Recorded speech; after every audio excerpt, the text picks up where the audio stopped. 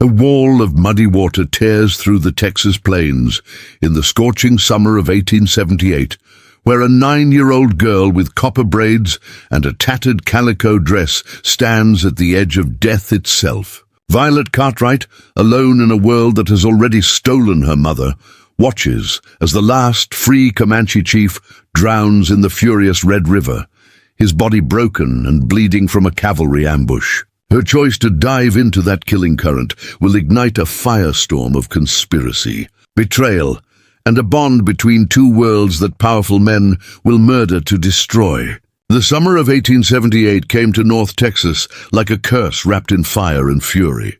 For 3 weeks, the sun had baked the prairie grass into brown stubble, cracking the earth into patterns that looked like shattered pottery. Then the rains arrived, not gentle or forgiving, but violent and relentless, as if the sky itself had split open to drown the land. The Red River, normally a lazy ribbon cutting through clay bluffs and cottonwood groves, transformed into a roaring monster that swallowed everything in its path. Violet Cartwright stood barefoot on the porch of the tiny homestead her father had built 3 years ago, back when her mother was still alive and the world made sense. She was small for 9 years old, all sharp elbows and knobby knees, with copper-colored braids that hung past her shoulders and eyes the color of storm clouds. Her calico dress, faded from too many washings and patched at the hem, clung to her thin frame as the rain hammered down around her. The wooden planks beneath her feet were slick and cold.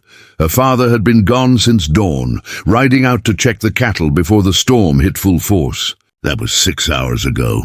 Now the afternoon sky had turned the color of an old bruise, purple and black and angry, and the wind carried the smell of wet earth and something else. Something metallic and wrong. We watched the horizon, her hands gripping the porch rail so hard her knuckles went white. The homestead sat on a rise overlooking the river valley, giving her a clear view of the water below. What she saw made her stomach clench with fear. The Red River had jumped its banks completely, spreading across the floodplain like spilled ink. Trees that had stood for decades were now half submerged, their branches clawing at the surface as the current tried to tear them loose. Debris tumbled past in the brown water, pieces of fence posts, a chicken coop, what looked like someone's wagon wheel spinning lazily in an eddy. The roar was constant, a deep thunder that seemed to come from the earth itself. Vi had lived by this river her whole life, had played along its banks and caught crawdads in its shallows, but she had never seen it like this. It looked alive, hungry, and utterly without mercy. She was about to go back inside, to wait by the cold fireplace and pray her father would come home safe, when movement caught her eye. Something dark in the water, caught against a fallen cottonwood about 50 yards downstream from the house. At first, she thought it was just another piece of debris, maybe a dead cow or a torn-off section of roof. But then the shape moved, an arm lifting weakly from the foam, fingers grasping at nothing before sliding back under. Vi's heart slammed against her ribs. Someone was out there. Someone was drowning. She didn't think. Thinking would have stopped her, would have filled her head with all the reasons why a 9-year-old girl had no business going into that water. Instead, she kicked off from the porch and ran, her bare feet slapping through mud and rain-slicked grass. The slope down to the river was steep, and twice she nearly fell, catching herself on clumps of buffalo grass that tore at her palms. Behind her, the homestead grew smaller, but she didn't look back. All she could see was that arm rising and falling, weakening with each moment. The riverbank was a chaos of churning water and sucking mud. We grabbed onto the trunk of the fallen cottonwood, its bark rough and solid under her hands. The current pulled at her legs immediately, trying to sweep her away, but she held tight and inched forward along the tree. The water was shockingly cold despite the summer heat, and it tasted of clay and rot when it splashed into her mouth. She spat and kept moving, hand over hand, until she could see the figure clearly. It was a man, and he was dying. His body was wedged between two thick branches, held just barely above the waterline by the accident of the tree's position. Blood streaked his bronze skin, mixing with the muddy water in pink swirls. His chest bore a terrible wound, a bullet hole just below his left collarbone, the entry point marked by torn flesh and exposed muscle. His buckskin leggings were shredded, one leg bent at an unnatural angle. Long black hair, matted with blood and river mud, spread around his head like dark seaweed. But it was his face that made Vi's breath catch. Even half dead, there was something fierce about him, something that refused to surrender. His features were sharp and weathered, with high cheekbones and a broad forehead marked by lines of pain and age. Around his neck hung a medicine bag on a leather cord, and on his chest, barely visible through the blood and water, was a silver and turquoise pendant shaped like a thunderbird. Vi knew immediately what he was. She had seen Comanche riders from a distance, had heard the stories the settlers told around campfires, tales of raids and battles, and a people who refused to be broken. This man was Comanche, and from the silver in his hair and the scars that crisscrossed his arms and chest, he was a warrior of some importance. Maybe even a chief. Vi reached out, her small hand closing around his wrist. His skin was cold, too cold, and for a horrible moment she thought she was too late. Then his eyes opened dark as river stones and locked onto hers. There was surprise there and pain, and something else, a question that his lips were too weak to form. Why would a white child risk her life for him? She didn't have an answer. She only knew she couldn't let him die. With strength she didn't know she possessed, Vi pulled. The current fought her, the branches held him like a trap, but she gritted her teeth and hauled with everything she had. The man tried to help, his good arm pushing weakly against the tree, but he was nearly gone, his movements sluggish and uncoordinated. Vi's feet slipped on the submerged roots, and for one terrifying second she thought they would both go under, swept away to drown together in the Red River's fury. Then something gave. The branches released him with a crack that Vi felt more than heard, and suddenly they were in the current, tumbling and spinning in the brown water. Vi's hand never left his wrist. She kicked hard, angling toward the bank, using every trick her father had taught her about swimming in current. "Don't fight it head on," he had said. "Move with it, angle across it, let it carry you to where you want to go." Her shoulder hit something solid, and she grabbed blindly, her fingers closing around her exposed root. She pulled them both toward it, inch by desperate inch, until her feet found purchase on the muddy bottom. The man was a dead weight now, unconscious again, but she didn't let go. She dragged him up the bank, her arms screaming with effort, until they were both clear of the water and lying in the mud and grass, 20 yards from the river's edge. Vi collapsed beside him, her chest heaving, her whole body shaking from cold and exhaustion and the aftermath of terror. Rain pounded down on them both, washing some of the blood and mud away. She could see his chest rising and falling, shallow and irregular, but alive. He was alive. For a long moment she just lay there, listening to the river roar and her own heart thunder in her ears. Then she forced herself up onto her knees and looked at him properly. The bullet wound was bad, still seeping blood despite the cold water. His leg was definitely broken, the bone perhaps cracked, but not protruding. He had other injuries too, cuts and bruises that suggested he had been in the water for some time. Battered by debris and rocks, Vi knew she had to get him to the homestead, had to get him warm and dry before he died of cold or blood loss. But he was easily 3 times her size, a grown man and a warrior at that. How could she possibly move him? She tried anyway. She hooked her arms under his shoulders and pulled, managing to drag him perhaps 3 feet before her legs gave out and she fell backward into the mud. She tried again and again, making inches of progress each time, her muscles burning and her breath coming in ragged gasps. The rain never stopped, and the light was beginning to fade, the early evening turning prematurely dark under the storm clouds. It took her nearly an hour to drag him the 100 yards to the homestead. By the time she wrestled him up the porch steps and through the door, full darkness had fallen, and she was sobbing with exhaustion. She left him lying just inside the doorway, while she stumbled to the fireplace and managed to coax the morning's coals back to life with shaking hands. The fire caught slowly, grudgingly, but it caught. She added kindling, then larger pieces of wood. until a proper blaze was crackling in the hearth. She pulled him closer to the fire, positioning him on the braided rug her mother had made, the one that still smelled faintly of the lavender water her mother used to wear. In the firelight she could see his injuries more clearly, and they were worse than she had thought. The bullet wound was deep and angry-looking, the flesh around it inflamed. His leg was swelling, the skin tight and discolored. There were other wounds too. A gash across his ribs, cuts on his arms and face, bruises blooming purple and black across his torso. Vi had helped her mother tend injured animals before, had watched her father set a broken leg on a horse once. She knew about cleaning wounds and binding injuries, at least in theory. But this was different. This was a man, a Comanche chief who would die if she didn't do something.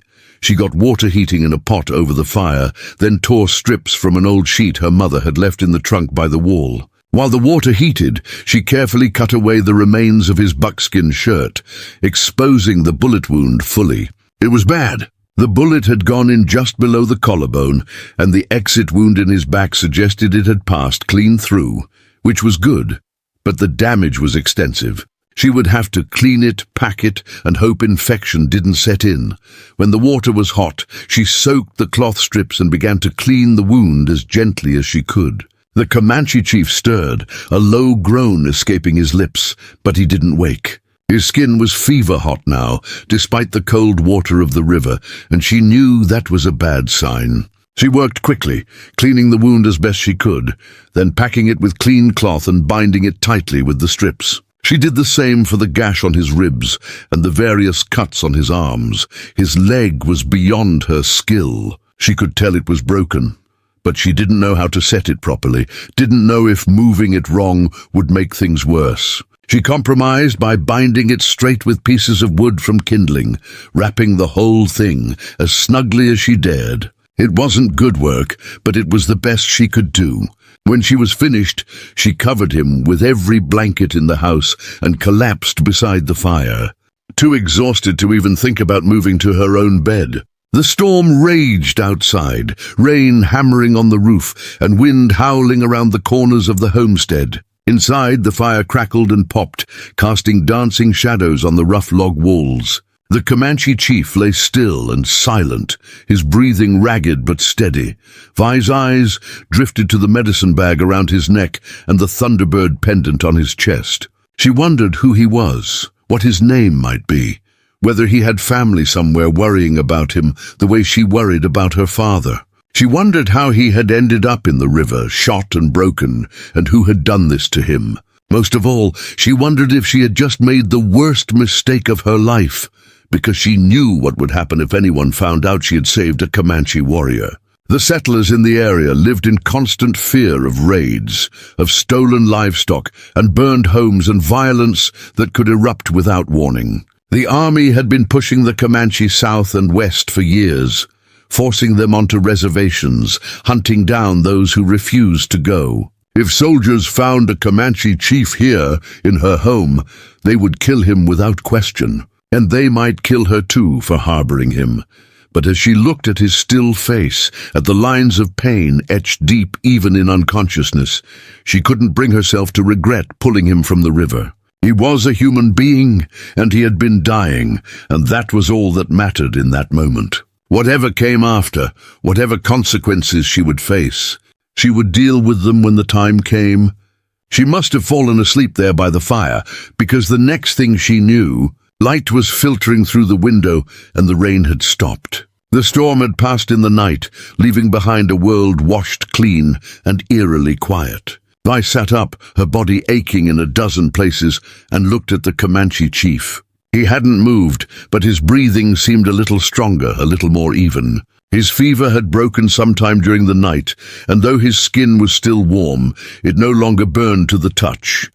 Vi got to her feet and went to the door, opening it carefully. The morning was cool and fresh, the air sweet with the smell of rain-washed earth. The Red River still ran high and fast, but it had retreated somewhat from its banks, leaving behind a debris field of mud and broken branches. There was no sign of her father. She turned back to her patient, studying him in the morning light. He looked different now, less like a dying man and more like a sleeping one. She could see the strength in him, in the breadth of his shoulders and the corded muscles of his arms. This was a man who had lived hard and fought hard, who had survived things that would have killed most people. And now he was here, in her home, dependent on her for his very life. Vi knelt beside him and checked his bandages. The bullet wound had stopped bleeding, though the cloth was stained dark with dried blood. The binding on his leg seemed to be holding. She would need to change the dressing soon, would need to find food and water for him when he woke. If he woke, as if in answer to her thought, his eyes opened. For a moment, he stared up at the ceiling, confused and disoriented. Then his gaze found her, and recognition flickered across his face. He remembered. The river, the drowning, the small white child who had pulled him from death. He tried to speak, but his throat was too dry. Vi quickly brought him water, supporting his head while he drank. He took it in careful sips, his eyes never leaving her face. When he had drunk enough, he lay back and spoke in a voice rough as gravel. The words were in Comanche, a language Vi didn't understand. But the tone was clear enough. It was a question. Why? Vi shook her head, unable to answer in words he would understand. Instead, she touched her chest, over her heart, and then reached out to touch his, careful to avoid his wounds. The gesture seemed to transcend language. Because you are human, because I couldn't let you die. Something shifted in his eyes, a softening that hadn't been there before. He lifted one hand, the movement clearly painful, and touched his own chest. Then he spoke again, and this time Vi thought she understood. He was telling her his name, Pajaro. She repeated it carefully, trying to get the sounds right. He nodded once, a small movement that seemed to cost him effort. Then he pointed at her, a questioning tilt to his head. She understood. He wanted to know her name. Violet, she said. But everyone calls me Vi. He tried the name, his pronunciation strange but close enough. Vi.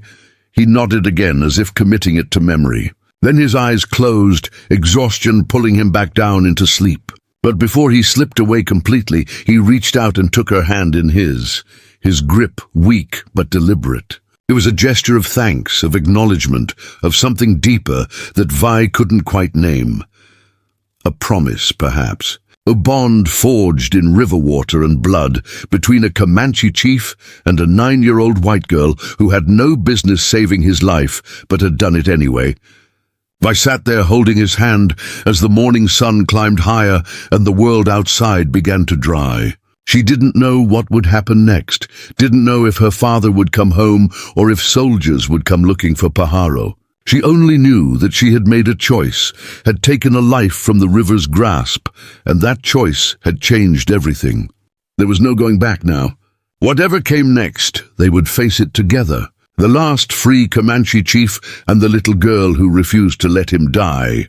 3 days had passed since Vi pulled Pajaro from the Red River, and in that time, the world outside the homestead had transformed in ways she could never have imagined. The floodwaters receded slowly, leaving behind a landscape scarred with mud and debris. But something else had arrived to fill the void left by the storm. Soldiers, blue-coated cavalry from Fort Richardson, riding in tight formations along the river valley, their rifles gleaming in the sun and their eyes scanning every homestead, every barn, every place a wounded Comanche might hide.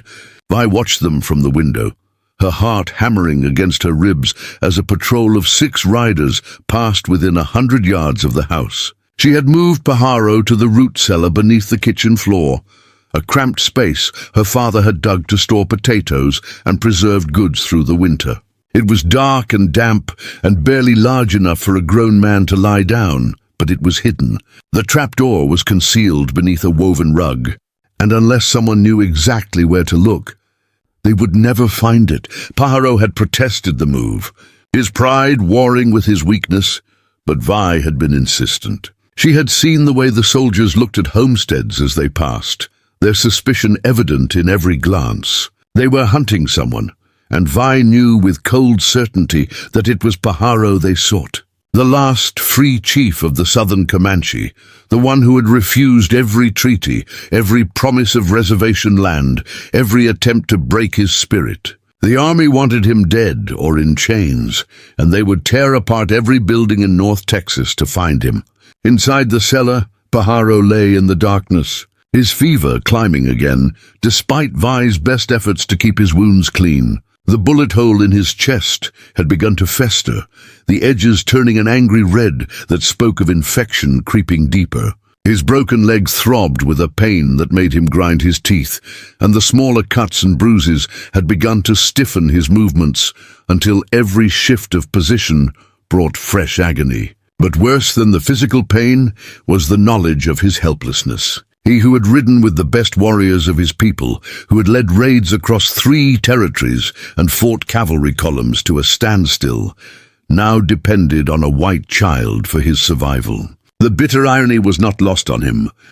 Vi brought him water and the thin soup she had made from the last of the dried beef, lowering it down through the trapdoor on a rope. She had taken to speaking to him softly as she worked, telling him about her life, about her mother, who had died of fever 2 winters ago, about her father, who still had not returned from checking the cattle. She did not know if Pajaro understood her words, but she thought perhaps he understood her tone, the comfort she was trying to offer in the only way she knew how. On the 4th morning, everything changed. Vi was drawing water from the well when she heard horses approaching fast, not the measured patrol rhythm of the past few days, but the urgent gallop of riders with purpose. She dropped the bucket and ran to the porch, arriving just as 3 horses thundered into the yard and pulled up hard, their hooves throwing mud and gravel. The lead rider was a captain, his face weathered and hard beneath his campaign hat, his blue uniform dusty from hard riding. Behind him came a lieutenant, younger but with the same cold efficiency in his eyes, and a civilian, a man Vi recognized with a sinking feeling in her stomach, Tobias Marsh, the Indian agent from Fort Richardson, a man whose reputation for cruelty had spread across the territory like a sickness. He was tall and thin, with pale eyes that reminded Vi of a snake she had once seen swallowing a frog, patient and pitiless. He wore a black suit despite the heat, and he carried no weapon that Vi could see, but there was something about him that was more dangerous than any rifle. The captain dismounted and approached the porch with military precision. His hand rested on his sidearm, not threatening but ready.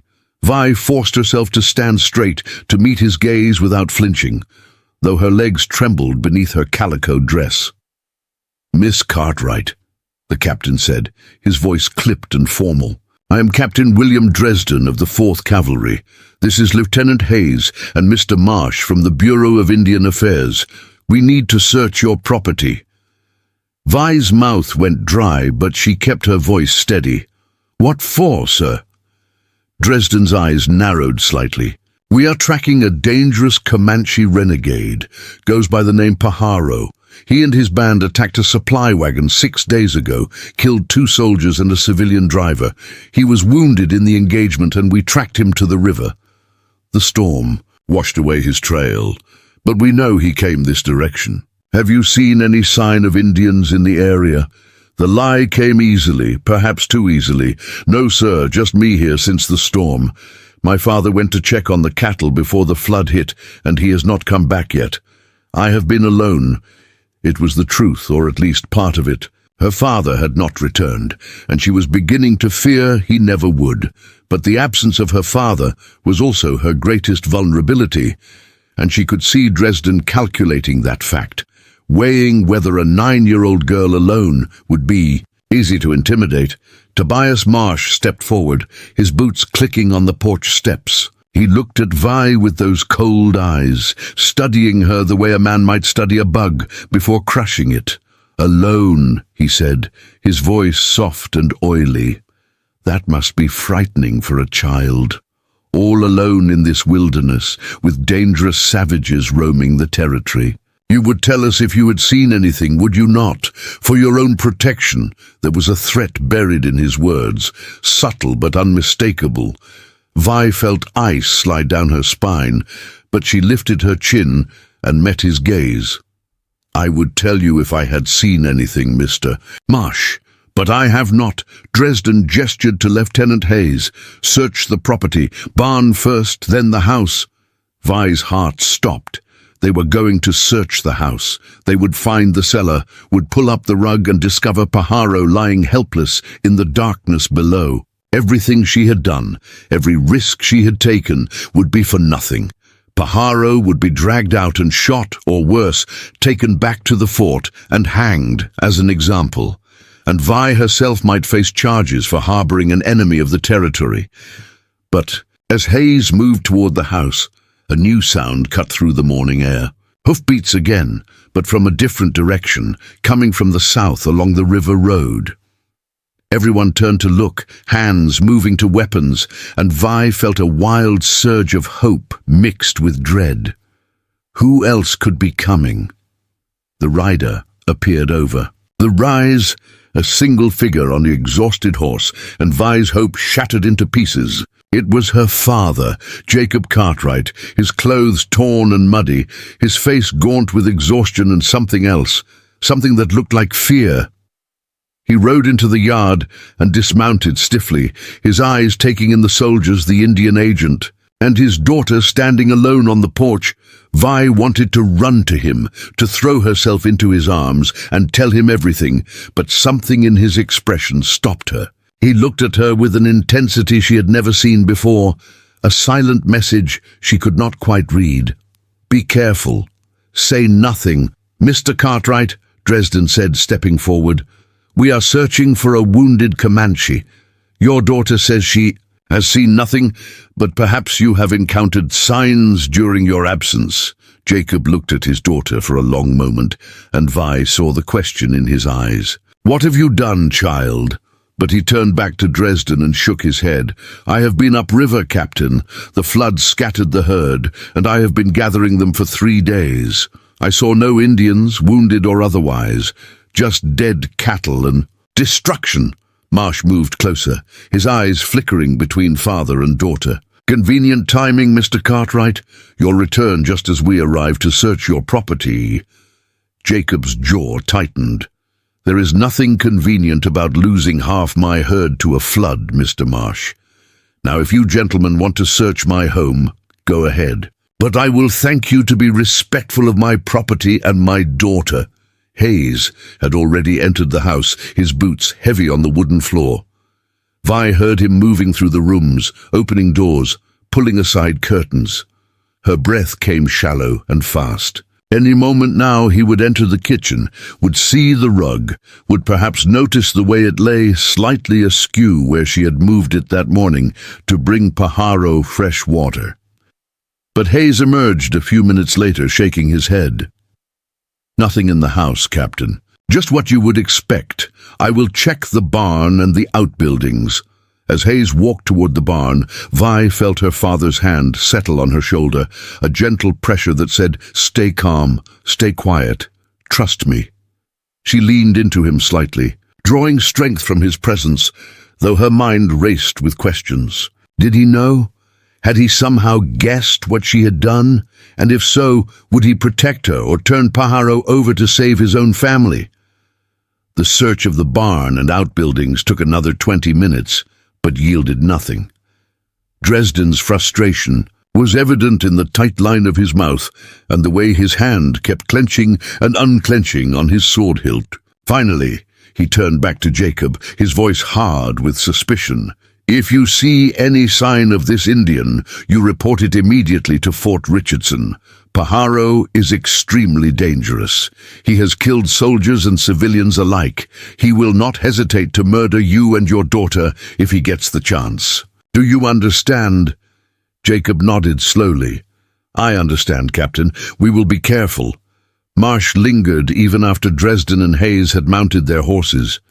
He looked at the homestead with those cold snake eyes, as if memorizing every detail, every hiding place. Then he looked at Vi, and she saw something in his expression that made her blood run cold. He did not believe them. He knew something was wrong, even if he could not prove it. Before we jump back in, tell us where you're tuning in from, and if this story touches you, make sure you're subscribed, because tomorrow I've saved something extra special for you. We will be back, Marsh said quietly. The army may give up, but I do not. I know these savages, know how they think, how they hide, and I know when someone is lying to me. He mounted his horse and followed the soldiers down the road. But he looked back twice, his gaze lingering on Vi with an intensity that promised future trouble. When they were finally gone, disappearing over the rise toward the river, Jacob turned to his daughter. His face was pale beneath the dirt and stubble, his eyes searching hers. Vi, he said, his voice barely above a whisper, what have you done? She could not lie to him.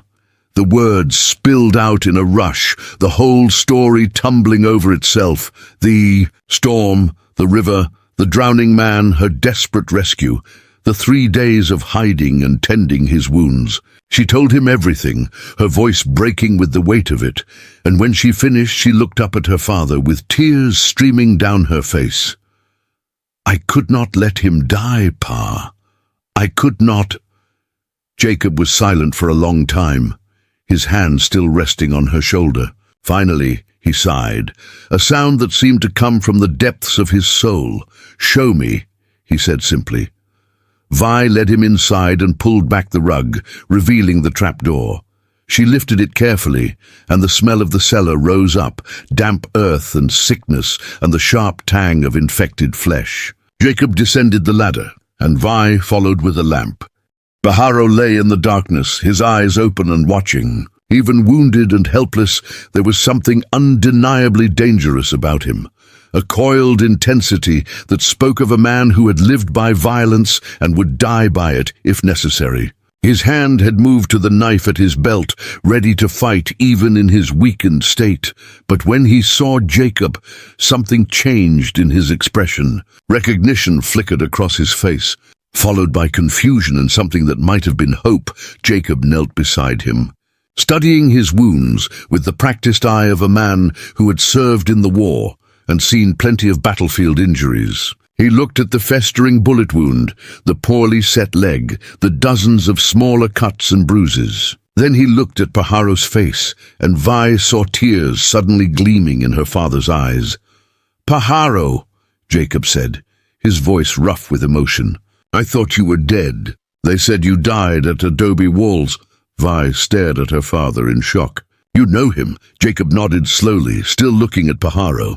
We fought together once, he said. During the war, there was a Confederate unit that recruited Comanche scouts. I was a sergeant and Paharo was one of our scouts. He saved my life twice.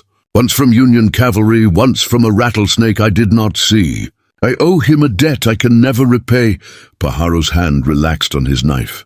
He spoke in broken English, his voice weak but clear. Jacob Cartwright, I remember you gave me your horse when mine was shot.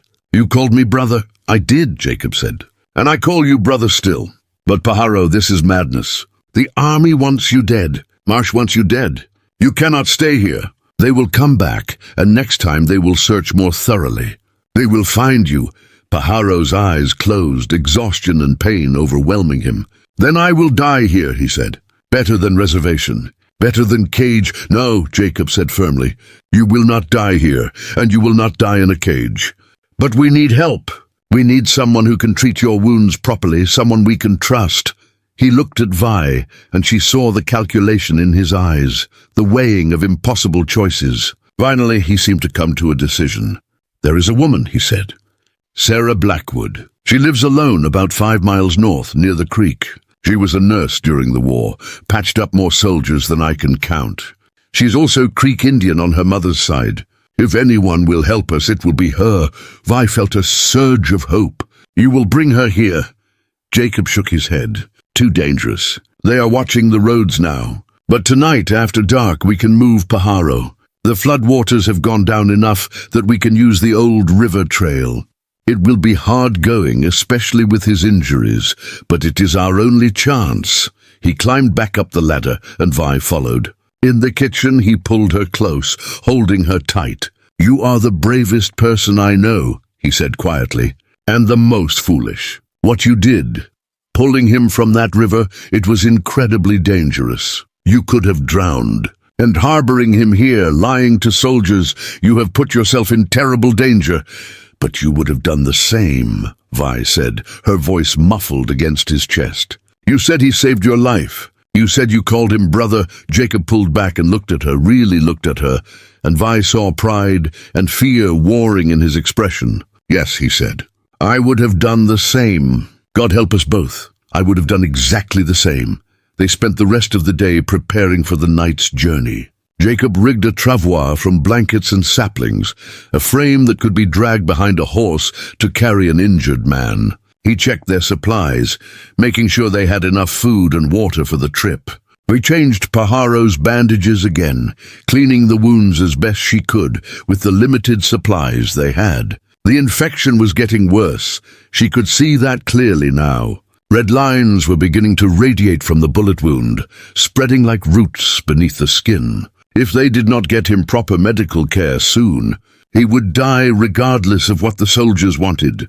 As the sun set and darkness crept across the prairie, Jacob brought their strongest horse around to the back of the house. Together, he and Vi carefully lifted Pajaro from the cellar and secured him to the travois. Every movement brought gasps of pain from the Comanche chief, but he did not cry out, his pride refusing to give voice to his suffering. They set out just as the moon rose, following the old river trail north by its pale light. Jacob led the horse, moving slowly to minimize the jarring of the travois. Vi walked beside Pajaro, one hand resting on his shoulder, offering what comfort she could. The night was cool and clear, the storm-washed air carrying the scent of wet earth and new grass. In the distance, coyotes yipped and howled, their voices rising and falling like strange music.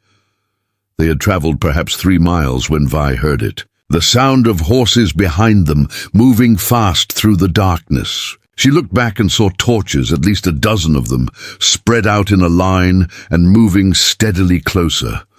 "Pa," she whispered urgently. "Someone is coming." Jacob heard it too. He urged the horse faster, but the travois made speed impossible. The riders were gaining, would overtake them within minutes. There was nowhere to hide on the open prairie, nowhere to run. Jacob made a decision. He pulled the horse off the trail and into a thick stand of cottonwoods near the river. "Vi," he said urgently, "take Pajaro deeper into the trees. Hide him as best you can. I will lead them away." "No," Vi said, her voice breaking. "Pa, they will catch you. Better me than all of us," Jacob said. He kissed her forehead quickly, fiercely. "I will come back for you. I promise. Now go." He remounted the horse and spurred it back toward the trail, riding hard to the west, away from the hidden travois. I heard him shouting, heard the riders change direction to follow. Then she was alone in the darkness with Pajaro, the torches growing distant, her father's promise hanging in the air like a prayer.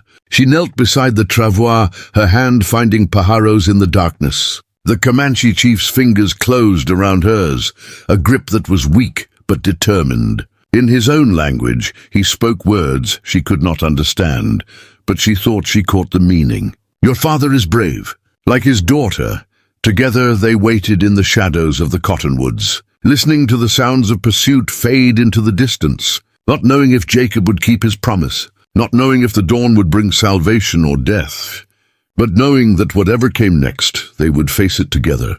The last free chief and the girl who refused to abandon him, bound now by blood and choice and a promise that could not be broken. Dawn broke cold and grey over the cottonwood grove where Vi and Pajaro had hidden through the long night. The distant sounds of pursuit had faded hours ago, swallowed by the vast emptiness of the Texas prairie, but Vi's father had not returned. She had waited as he commanded, crouched beside the travois in the shadows, listening to Pajaro's labored breathing grow weaker with each passing hour. Now, with light filtering through the leaves above, she faced a terrible choice. Wait for her father and risk Pajaro dying from his worsening infection, or continue north to find Sarah Blackwood alone. Pajaro made the decision for her. His eyes opened, fever-bright and unfocused, and he spoke in a voice barely above a whisper. "Go, little sister. Your father would want you to finish what he started. I can feel death circling like a vulture. If we stay here, it will find me." Vi's throat tightened, but she nodded. She was 9 years old, alone in hostile territory with a dying Comanche chief, and she had no idea if the woman they sought would help them or turn them over to the soldiers. But staying meant certain death, so she gathered her courage like a cloak around her shoulders and began to drag the travois deeper into the river bottom, following the landmarks her father had described. The journey to Sarah Blackwood's homestead took most of the morning.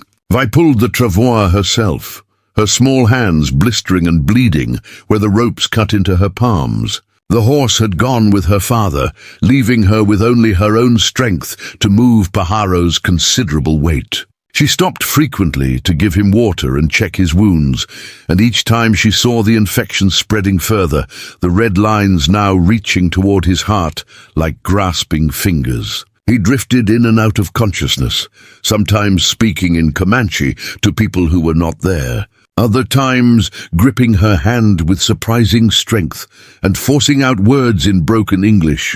"You are stronger than you know," he told her during one lucid moment. "Your spirit is not that of a child. It is old like the mountains, like the rivers that cannot be turned aside." Vi did not feel strong. She felt small and terrified and utterly alone. But she kept moving, one step at a time, because the alternative was unthinkable.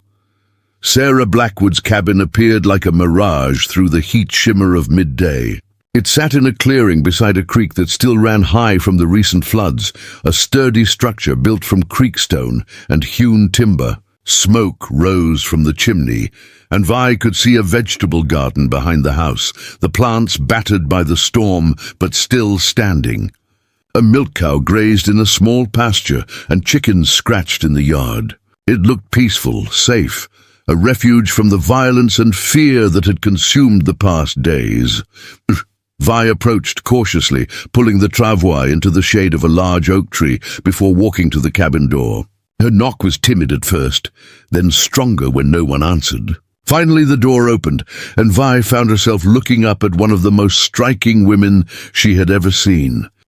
Sarah Blackwood stood nearly 6 feet tall, with skin the color of polished mahogany and eyes that seemed to see straight through to a person's soul. She wore a simple dress of homespun cloth, and her long black hair was braided and wrapped around her head like a crown. There was Creek blood in her features, high cheekbones and a broad forehead, but also something else, perhaps African or European, creating a face that defied easy categorization. She held a rifle in one hand, not pointed at Vi, but ready, and her expression was wary. "Who are you, child? What do you want?"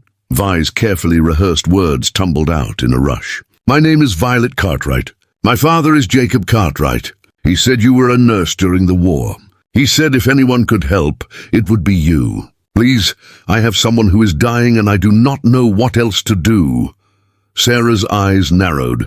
"Jacob Cartwright sent you? Where is he? He led soldiers away from us last night. He has not come back. Please, there is no time. The man I am trying to save, he is very sick. The infection is spreading and I do not know how to stop it." Sarah looked past Vi to the travois beneath the oak tree. Even from this distance, she could see the figure lying there, could see the bronze skin and long black hair. Her expression hardened. "That is an Indian." "Yes," Vi said, desperation making her bold. "His name is Pajaro. He is Comanche. He was shot and left to drown in the flood. I pulled him out. My father knew him from the war, called him brother. Please, I know it is dangerous. I know you could get in trouble. But he is dying, and he does not deserve to die like this." Sarah was quiet for a long moment, her eyes moving between Vi's tear-streaked face and the dying man under the tree. Finally, she lowered the rifle and sighed. "Bring him inside, quickly before anyone sees." Relief flooded through Vi so powerfully that her knees nearly buckled. Together, they dragged the travois to the cabin and with great effort lifted Pajaro inside. Sarah directed them to a bedroom at the back of the house, a simple room with a large bed covered in clean white sheets. They laid Pajaro on the bed, and Sarah immediately began cutting away his bandages with practiced efficiency. What she revealed made her draw in a sharp breath. The bullet wound had become a nightmare of infected tissue, the flesh around it black and oozing. The red lines Vi had noticed earlier now radiated from the wound in all directions, poison spreading through Pajaro's body like a spider's web. His leg was swollen to twice its normal size, the skin stretched tight and discolored. Without treatment, he would be dead before nightfall. Sarah's hands moved with calm precision, despite the severity of the injuries. She sent Vi to fetch water from the well, to build up the fire, to bring her medical bag from the shelf in the main room. While Vi worked, Sarah stripped away the rest of Pajaro's clothing and began to assess the full extent of his injuries. She spoke as she worked, partly to Vi and partly to herself. Bullet went clean through, which is good, but it has been too long without proper treatment. The wound has gone septic. I will need to debride the dead tissue, flush it with carbolic solution, and pray the infection has not reached his blood. If it has, there is nothing I can do. The leg is badly broken but not compound. I can set it properly, but it will take months to heal, and he may walk with a limp for the rest of his life. Will he live? Vi asked, her voice small.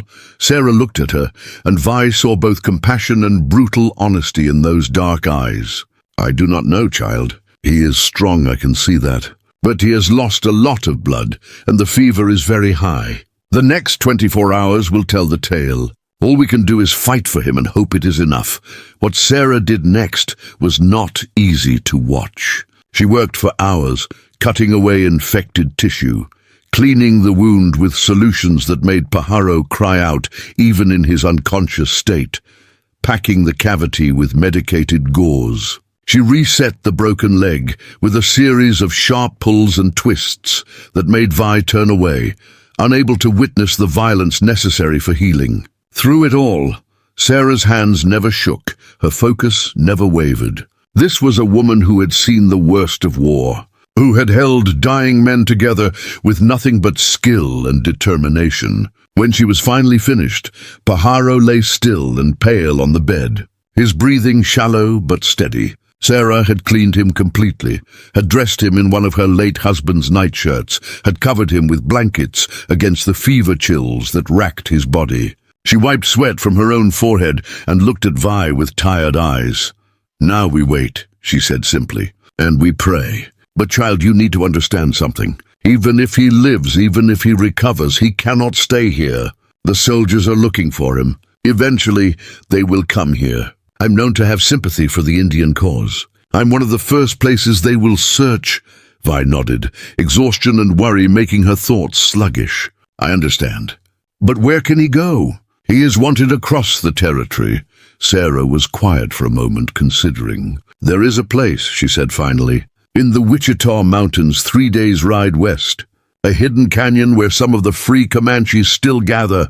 If we can get him there to his own people, he might have a chance. But he will need weeks of recovery before he can travel that far.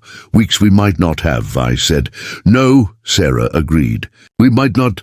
They took turns watching Pajaro through that first night. Sarah taught Vi how to change the dressings, how to check for signs the infection was spreading, how to give him water and thin broth when he was conscious enough to swallow. She showed Vi which herbs to brew for fever, which poultices to apply to draw out poison, which prayers to say when medicine was not enough. During the long hours of darkness, Sarah told Vi her story. She had been born to a Creek mother and a white father, belonging fully to neither world. She had trained as a nurse before the war, and when the fighting started, she had gone where she was needed, treating soldiers from both sides without regard for their uniform color. She had met and married a man who shared her beliefs, a physician who thought healing was a higher calling than hatred. But he had died of typhoid 3 years ago, leaving her alone in this cabin by the creek. I stay because this is where I can do good, Sarah said quietly. The Indians trust me because of my mother's blood. The whites tolerate me because I saved enough of their sons and brothers during the war. It is a narrow path I walk, but it is mine. You are not afraid. I asked. Sarah smiled, but it did not reach her eyes. I'm terrified every day, child, but fear is not a reason to stop doing what is right. Your father understood that. That is why he sent you to me. On the second day, Pajaro's fever broke. He woke lucid for the first time since the journey began, his eyes clear and focused. He looked at Sarah for a long moment, taking in her features, and then spoke in Comanche. Sarah answered in the same language, her pronunciation fluid and natural. They spoke for several minutes, while Vi watched, unable to understand but sensing the importance of what was being said. Finally, Sarah turned to Vi. He says he knows me. My mother's people and his people traded together before the wars. He remembers me as a child. He says he is honored that I would risk my life to save his... Tell him he is welcome, Vi said. Tell him we are honored to help him. But their moment of peace was short-lived. On the afternoon of the second day, a rider approached the cabin. Sarah saw him first, through the window, and her face went pale. It was Tobias Marsh, the Indian agent, riding alone and dismounting with the casual confidence of a man who knew he held all the power. Vi, Sarah said urgently, take Pajaro to the storm cellar. There is a hidden door behind the pantry shelves. Go now, and do not make a sound no matter what you hear. Vi and Sarah quickly moved Pajaro, who was still too weak to walk unaided, to the cellar.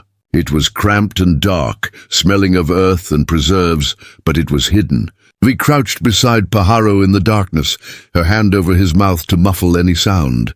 Her heart hammering so loud, she was sure Marsh would hear it through the floor. Above them, Sarah opened the door to Marsh's knock. We could hear every word through the floorboards. Mrs. Blackwood, Marsh said, his voice carrying that oily politeness that made Vi's skin crawl. What a pleasure to see you again. Mr. Marsh, Sarah replied, her tone carefully neutral. To what do I owe this visit? I am looking for a child. Violet Cartwright, 9 years old, copper braids, last seen fleeing into the night with a wounded Indian. Her father was captured last night trying to lead us away from them. He has been quite stubborn about revealing their location, but I thought perhaps you might have information. Vi felt ice slide down her spine. Her father had been captured. Was he hurt? Was he alive? I have seen no child, Sarah said. And no Indians. Marsh's voice hardened. Mrs. Blackwood, you are known to be sympathetic to the Indian cause. Your mixed blood makes you suspect. If you are harboring fugitives, it is my duty to inform you that you will be charged as an accomplice. The penalty is death. I am aware of the law, Mr. Marsh, but I have nothing to hide. You are welcome to search my home if you do not believe me. There was a long silence. Vi held her breath, pressing herself against the cold earthen wall of the cellar. Pajaro's hand found hers in the darkness, his grip weak but steady. That will not be necessary, Marsh said finally. But I will be watching, Mrs. Blackwood, and when I find that girl and that savage, I will remember who helped them and who did not. The door closed. Footsteps. The sound of a horse riding away. But Sarah did not open the cellar door immediately. She waited, long minutes stretching into an hour, making sure Marsh had truly gone and was not watching from the tree line. When she finally let them out, her face was grim. Your father is alive, but he is in their custody. Marsh will use him to try to draw you out. We need to move quickly. Tonight we leave for the Wichita Mountains. It is too dangerous to stay here any longer, but Pajaro cannot travel, Vi protested. He is too weak. He will have to, Sarah said firmly. Because if we stay, we all die. Must know something is wrong. He will come back with soldiers, and next time he will search more thoroughly. Pajaro spoke then, his English slow but determined. I will ride. I will not let you die for me. Sarah looked at him, then at Vi and shook her head. You are both stubborn fools. But you are brave fools, and that counts for something. We leave at midnight. Vi, help me prepare supplies. We have a long road ahead of us, and it will not be easy. As they prepared for the desperate journey west, Vi thought about her father, imprisoned somewhere because of her choice to save Pajaro. She thought about the impossible road ahead. 3 days through hostile territory with a wounded Comanche chief and a woman who would be killed on sight if caught helping them. She thought about all the ways this could end badly, all the dangers they would face, but she also thought about Pajaro's words. Your spirit is not that of a child. It is old, like the mountains. Like the rivers that cannot be turned aside, she would not be turned aside. Not by soldiers, not by Indian agents, not by fear or exhaustion, or the weight of impossible odds. She would get Pajaro to safety, and then she would find a way to free her father. She did not know how, but she would find a way, because she had pulled a dying chief from a flood, and that choice had set her on a path she could not leave. The path of the brave, the stubborn, the foolish. The path of those who choose right over easy, who choose life over death, who choose to stand when the world says to kneel. Midnight came cold and clear, the stars burning bright in a sky washed clean by the recent storms. Sarah had prepared horses and supplies, had dressed Pajaro in clothing that might let him pass for Mexican or perhaps half-breed if seen from a distance. Vi wore a boy's clothes Sarah had found, her braids tucked up under a hat, her face smudged with dirt to obscure her features. They rode west into the darkness, 3 fugitives against a territory that wanted them dead, carrying hope like a candle flame in the wind, fragile, flickering, but refusing to go out. The journey west through Texas territory tested every ounce of strength the 3 fugitives possessed. For 2 days and nights, they rode through country that grew progressively wilder, leaving behind the settled river valleys for a landscape of broken limestone hills, cedar breaks, and endless stretches of prairie grass that whispered secrets to the wind. Sarah led them along paths known only to those who moved between worlds, old Indian trails and smuggler routes that kept them away from settlements and army patrols. Vi rode behind Pajaro on the same horse, her small arms wrapped around his waist to keep him steady in the saddle when exhaustion or pain threatened to topple him. Pajaro's recovery was nothing short of miraculous. Or perhaps it was simply the iron will of a man who had survived too much to surrender now. Sarah's treatment had pulled him back from death's door, and though he remained weak and fevered, he could sit a horse and keep moving. Every few hours they would stop to rest, and Sarah would check his wounds, change his dressings, force bitter herbal teas down his throat. The infection was retreating slowly but surely, though the cost was visible in the hollows beneath his eyes and the way his hands shook when he tried to hold the reins. On the morning of the 3rd day, they reached the edge of the Wichita Mountains.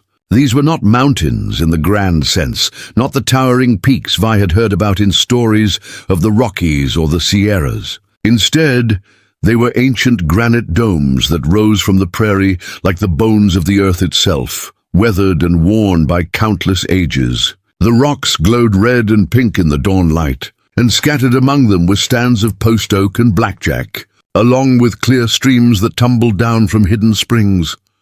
Sarah pulled up her horse at the crest of a rise, looking out over the landscape with eyes that had seen this country in better times. The canyon we seek is half a day's ride from here, she said. It is called Ghost Canyon by the whites because they say spirits dwell there. The Comanche call it something else. Medicine Canyon. It is sacred ground and it is hidden. Even the army has not found it, though they have tried. Pajaro stirred behind Vi, his voice rough but stronger than it had been. I know this place, he said. My grandfather took me there as a boy, before the reservations, before the wars changed everything. If my people still gather anywhere, it will be there. They descended into a maze of canyons and draws, following a path that seemed to exist only in Sarah's memory. The granite walls rose around them, creating a world within a world, and Vi felt the weight of stone and history pressing down. This was old country, country that had seen peoples come and go, that had witnessed buffalo herds stretching to the horizon, and the first Spanish conquistadors riding north in their gleaming armor. Now it was a refuge for the last of the free Comanche, a sanctuary that grew smaller with each passing year. The attack came without warning, as the best attacks always do. Preparing and narrating this story took us a lot of time, so if you are enjoying it, subscribe to our channel. It means a lot to us now. Back to the story. They were riding through a narrow defile, the granite walls rising sheer on both sides when the first arrow struck. It hit the rock face inches from Sarah's head, the impact sending chips of stone flying. Sarah reacted instantly, wheeling her horse and shouting a warning, but there was nowhere to go. The canyon walls made them sitting targets, and more arrows followed the first, whistling down from positions high above. Vi felt Pajaro's body tense, his warrior instincts taking over despite his injuries. He pulled their horse hard to the left, toward a tumble of boulders that offered some cover. An arrow passed through the space where they had been, a heartbeat before. Sarah's horse screamed. An arrow embedded in its flank, and the animal reared, nearly throwing her before she regained control. Then men appeared at both ends of the canyon, emerging from concealment with rifles raised. They were not soldiers. These were hard men in civilian clothes, with cruel faces, and the look of those who killed for profit rather than principle. Bounty hunters, Vi realized with horror. Men who tracked fugitive Indians for the rewards the army paid. Men who would gladly kill a child and a Creek woman if they stood between them and their prize. There were 6 of them, and they moved with the confidence of men who had done this before. Their leader was a massive figure with a scarred face and a voice like gravel in a tin can. "That is far enough," he called out. "We have been tracking you since you left the Blackwood woman's cabin. Tobias Marsh sends his regards. He figured you would head for the mountains, and he was right." Sarah's hand moved toward the rifle on her saddle, but the bounty hunter shook his head. "I would not do that, lady. We have been paid good money to bring that Comanche back alive, but nobody said anything about you or the girl. You can ride away from this, or you can die here. Your choice?" We felt Pajaro's hand close over hers where she gripped his waist. His voice was barely a whisper, meant only for her ears. "When I move, you run. Find the canyon. Find my people. Tell them what happened here." "No," Vi whispered back fiercely. "I will not leave you. You must," Pajaro said. "This is not your fight to die in." But before Vi could respond, before the bounty hunters could close their trap, a new sound cut through the tension. It was a war cry, high and ululating, echoing off the canyon walls with a force that seemed to shake the very stones. And then warriors appeared, materializing on the canyon rim, like spirits summoned by Pajaro's presence. They were Comanche, perhaps a dozen of them, armed with rifles and bows, their faces painted for war. The bounty hunters tried to react, but they were caught between 2 forces now, and their confidence evaporated like morning dew. Shots rang out, the reports deafening in the confined space. One bounty hunter fell immediately, then another. The leader tried to rally his men, but the Comanche warriors were already among them, moving with a speed and ferocity that spoke of generations of warfare. Sarah grabbed Vi's horse and pulled it forward, urging them toward a gap in the canyon wall that Vi had not noticed before. "Go!" Sarah shouted. "Get him to safety. I will cover you." Sarah's rifle cracked once, twice, 3 times, each shot carefully placed. She was not trying to kill, Vi realized, just to create chaos, to give them time to escape. And it worked. They plunged through the gap and found themselves in a narrow side canyon that climbed steeply upward. Pajaro clung to the horse's mane, his strength nearly spent, but he guided them with whispered words in his own language, following a path he remembered from childhood. Behind them, the sounds of fighting faded as they climbed. The canyon opened suddenly into a hidden valley, a place of surprising beauty, sheltered by the granite domes. There was water here, a spring-fed pool surrounded by cottonwoods, and scattered around it were wickiups, the traditional Comanche dwellings made of poles and buffalo hide. People emerged from the wickiups, women and children and old men, their faces showing surprise and then recognition as they saw Pajaro. An old woman came forward, her face a map of wrinkles and wisdom. She looked at Pajaro for a long moment, and then tears began to stream down her weathered cheeks. She spoke in Comanche, words tumbling over each other, and Pajaro answered, his voice breaking with emotion.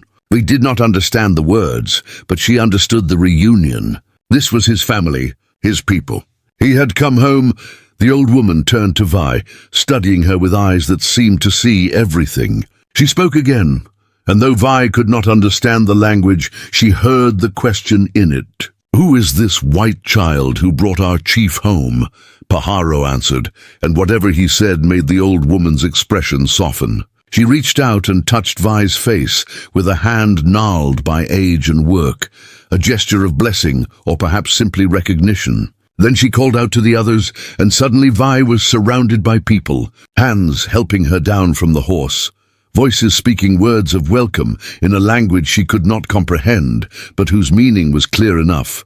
They took Paharo into the largest wickiup, laying him on furs and blankets, while women who knew the healing arts examined his wounds with practiced skill. Sarah arrived moments later, her horse lathered with sweat, her face grim. "The bounty hunters are dead or fled," she said. "But your warriors took losses too. 2 dead, 3 wounded, and there will be more coming. The army will not ignore this." The old woman, whose name Vi learned was Nadua, spoke with Sarah in a mixture of Comanche and English. They talked for a long time while Vi sat beside Paharo, holding his hand. He was conscious but weak, his eyes closed as the women worked on his injuries. Finally, Nadua turned to Vi and spoke in careful English. "You have done a great thing, child," she said. "You saved our chief when you had no reason to, when it put you in terrible danger. The spirits must have guided your hand that day by the river. For that, you will always have a place among our people. You bar Comanche now, in your heart, if not your blood."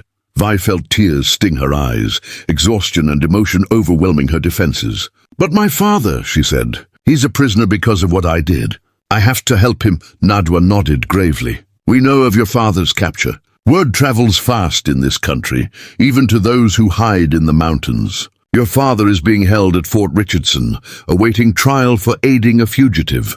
They will use him to try to find this place, to destroy what remains of our freedom." "Then I must go back," Vi said, though the thought terrified her. "I must find a way to free him." Sarah placed a hand on Vi's shoulder. "You are exhausted, child. You have ridden for 3 days with barely any sleep. You need rest before you can help anyone." But even as Sarah spoke, commotion erupted outside the wickiup. One of the warriors burst in, speaking rapidly in Comanche. Nadua's face went pale, and she turned to Sarah with fear in her eyes. "Soldiers," she said, "a full cavalry troop moving toward the canyon. They found our trail. They are coming." The canyon erupted into controlled chaos. Warriors grabbed weapons and moved to defensive positions. Women gathered children and began preparing to flee deeper into the mountains if necessary. Nadua gave rapid orders, her authority clear despite her age. This was a people who had spent generations evading enemies, and they moved with the efficiency of long practice. "How long do we have?" Sarah asked. "Perhaps an hour," the warrior replied in English. "Maybe less. They are moving fast, and they have a tracker with them. A white man who knows these mountains." Vi felt cold certainty settle over her. "Marsh," she said. "It is Tobias Marsh. He will not stop until he has Paharo in chains or dead." Paharo struggled to sit up, despite the protests of the women tending him. "I will not let my people die defending me," he said. "I will surrender. I will go with the soldiers." "No," Nadua said firmly. "You are our chief. We do not surrender our chiefs. We fight, but you cannot win," Paharo said, his voice breaking with anguish. "They will slaughter you, all of you. The women, the children, the old ones. I cannot bear that weight. Better one man dies than a whole people." Vi listened to them argue, watched the warriors prepare for a battle they would likely lose, and suddenly she understood what needed to be done. She stood up, her voice cutting through the discussion with surprising force. "There is another way," she said. "A way to save everyone." They all turned to look at her, this small white girl who had inserted herself into their world and changed everything. "What way?" Nadua asked. Vi took a deep breath, her mind racing through the desperate plan forming in her thoughts. "Marsh wants Paharo, and he wants to destroy this place. But what if he thought he had already succeeded? What if he found Paharo dead, killed in the escape and the canyon empty, abandoned? He would have his victory. He would report back to the army that the last free Comanche chief was dead, that the sanctuary in the mountains was no more. He would have no reason to keep searching. Sarah's eyes widened with understanding. "You want to fake Pajaro's death?" "Yes," Vi said, "and I know how to do it. But it will require trust and courage and a willingness to lose everything you have built here." Nadua was silent for a long moment, her ancient eyes studying Vi's face. Then she smiled, a fierce expression that spoke of a lifetime of hard choices and harder survival. "Tell us your plan, child. Tell us how to defeat our enemies without fighting them." And Vi did. She laid out her desperate, dangerous plan, a gambit that would require perfect timing and extraordinary luck. It was a plan that could save them all or doom them all, and there was no way to know which until they tried. But they were out of options, out of time, and out of places to run.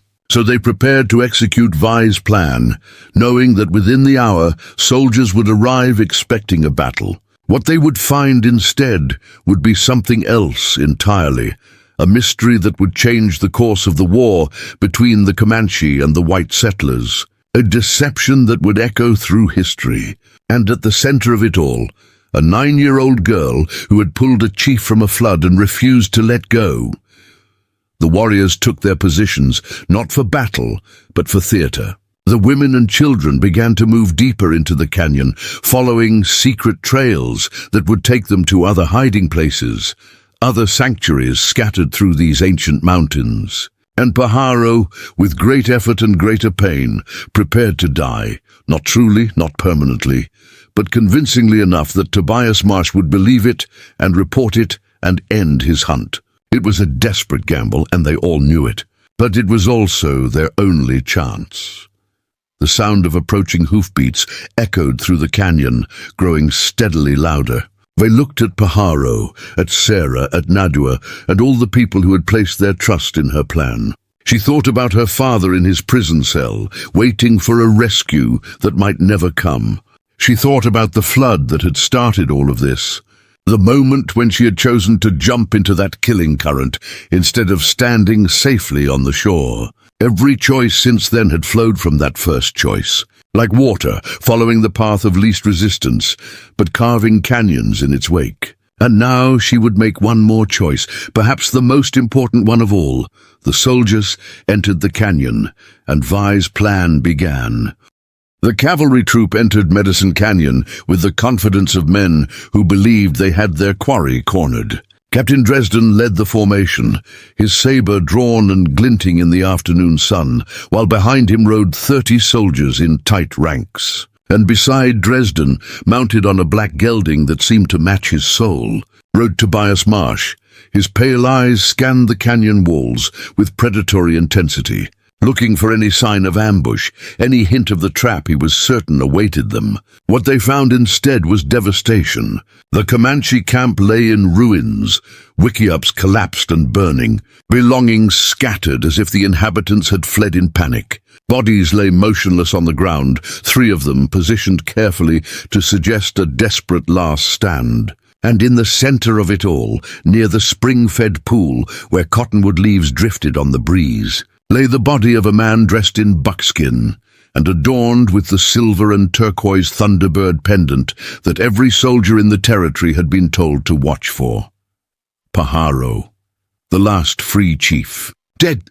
Dresden held up his hand, halting the troop. His eyes swept the scene with military precision, looking for signs of deception, but finding none. The blood looked real, pooling beneath the bodies and staining the earth. The destruction looked genuine, the chaos of a camp overrun and its defenders killed. He dismounted carefully, his hand still on his sidearm, and approached the central body with Marsh following close behind. Marsh knelt beside Pajaro's still form, his fingers reaching for the throat to check for a pulse. Vi watched from her hiding place high on the canyon rim, her heart pounding so hard she was certain everyone below could hear it. This was the crucial moment, the point where her entire plan could unravel. She had given Pajaro a mixture of herbs that Sarah called the death sleep, a concoction used by medicine women to slow the heart and breathing to nearly nothing. It would make him appear dead for perhaps an hour, maybe 2 if they were lucky. But if Marsh examined too closely, If he noticed the faint rise and fall of the chest, or felt the whisper of breath against his hand, all would be lost. Marsh's hand rested on Pajaro's neck for what felt like an eternity. His eyes narrowed, suspicion warring with the evidence before him. Then he straightened and turned to Dresden with a cold smile. "He is dead," Marsh said. "Finally, after all these years, the great Pajaro is dead." Dresden studied the scene more carefully. The battle here was recent. Where are the rest of them? Where are the women and children? "Fled deeper into the mountains," Marsh said, gesturing to the trails leading out of the canyon. "They scattered like rabbits when we approached. Let them go. Without their chief they are nothing. They will drift to the reservations eventually, broken and defeated. This is the victory we came for." But Dresden was not so easily satisfied. He walked among the bodies, examining them with the eye of a man who had seen too much death to be easily fooled. "These men were killed by gunfire," he said, "but I see no blood trail leading away from the camp. If there was a battle fierce enough to kill the chief and his best warriors, where are our casualties? Where are the spent shell casings from our supposed attack?" Marsh's expression hardened. "Are you questioning my assessment, Captain? I'm telling you this Indian is dead. Look at him yourself if you doubt me. I'm questioning the circumstances, Marsh, not your observation. Something here does not add up." From her vantage point, Vi felt cold fear grip her chest. Dresden was too smart, too experienced. He saw through the deception, or at least suspected it. She looked across the canyon to where Sarah lay hidden in another position, and saw her own fear reflected in the healer's face. If Dresden ordered a thorough search, if he decided to take Pajaro's body back to the fort for confirmation, the death sleep would wear off and their ruse would be exposed. But then one of the soldiers called out from the far end of the canyon. "Captain, we found something. Tracks heading east toward the settlements. Looks like 3 or 4 riders moving fast." Dresden's attention shifted immediately. He strode to where the soldier pointed, examining the tracks that Nadua's warriors had carefully laid as part of Vi's plan. False trails to lead the soldiers away, to make them believe the survivors had fled towards civilization rather than deeper into the wilderness. "They are trying to reach the settlements," Dresden said, reading the signs. "Perhaps to steal horses or supplies. Lieutenant Hayes, take 10 men and pursue those tracks. I want whoever left them brought back for questioning." As Hayes selected his men and rode out, Dresden returned to the bodies one final time. He looked at Pajaro's still face for a long moment, and Vi saw something she had not expected in the captain's expression. Not triumph, but something closer to sadness. Perhaps even respect. "He was a worthy enemy," Dresden said quietly. "Whatever else he was, he fought for his people until the end. That deserves acknowledgement." Marsh made a disgusted sound. "He was a savage and a murderer, Captain. Nothing more. Now let us take his body back to the fort as proof of his death. The bounty alone will keep my office funded for a year." "No," Dresden said, his voice firm. "We will not desecrate his remains. The Comanche believe the dead must be left in peace, or their spirits will walk. We have what we came for. Confirmation that Pajaro is dead and his band scattered. That is enough!" Marsh's face flushed with anger. "You would deny me my prize on account of savage superstitions. I would spare us the trouble of fighting his spirit," Dresden replied. "And I would remind you that I command this expedition, not you." We leave the body. We burn the camp completely to prevent disease, and we return to Fort Richardson to report our success. Those are my orders. For a moment, Vi thought Marsh would argue further, would insist on taking Pajaro's body despite Dresden's command. But the Indian agent finally nodded, though his eyes promised future retribution. "As you wish, Captain. But this decision will be noted in my report to the Bureau." "Note whatever you like," Dresden said. "Sergeant, torch the remaining structures. I want nothing left standing. Then we ride." The soldiers moved through the camp, setting fire to the few wickiups that still stood, tossing burning brands into supply caches, ensuring that nothing remained of the Comanche sanctuary. We watched the destruction with tears streaming down her face, seeing the last physical remnants of Pajaro's free life going up in smoke. But it was necessary. The more thorough the destruction, the more convinced Marsh and Dresden would be of their victory. The cavalry formed up and rode out of the canyon, leaving behind smoke and ash and 3 bodies lying still in the afternoon sun. Vi waited until the sound of hoofbeats had completely faded, until she was certain the soldiers were truly gone. Then she scrambled down from her hiding place and ran to Pajaro's side. Sarah reached him at the same moment, her hands immediately checking his pulse. "It is faint but steady," she said. "The death sleep is holding. But we must revive him soon, or his heart may not restart." Nadua appeared from another hiding place, followed by warriors who had remained behind to witness the deception. They moved quickly, gathering Pajaro's body and carrying him to a cave system that Vi had not seen before, hidden behind a waterfall at the far end of the canyon. Inside, the other 2 supposedly dead warriors sat up, very much alive, grinning at the success of their ruse. Sarah worked quickly to revive Pajaro, using herbs and cold water and techniques Vi did not understand.